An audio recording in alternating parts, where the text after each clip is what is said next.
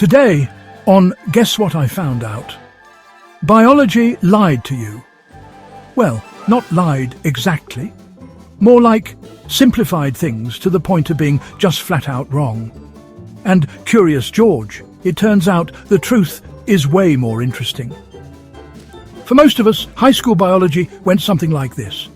XX equals female, XY equals male. Done. 2 boxes. Neat little labels. Move on to photosynthesis.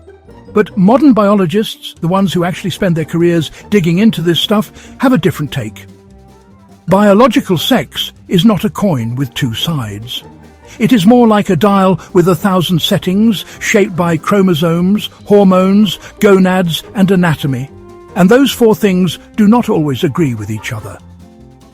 Here is where it gets genuinely wild. Nearly 2% of all live births involve what are called differences of sexual development, or DSDs. That is a medical term for when a person's biology does not fit neatly into the standard male or female template. 2% sounds small until you do the math. That is potentially 130 million people alive right now. More people than most countries on Earth. And most of them have no idea, because DSDs are not always visible from the outside. So how does this happen? It starts before you are born. At 6 weeks of development, a fetus has something called gonadal ridges, basically biological raw material that could become either ovaries or testes.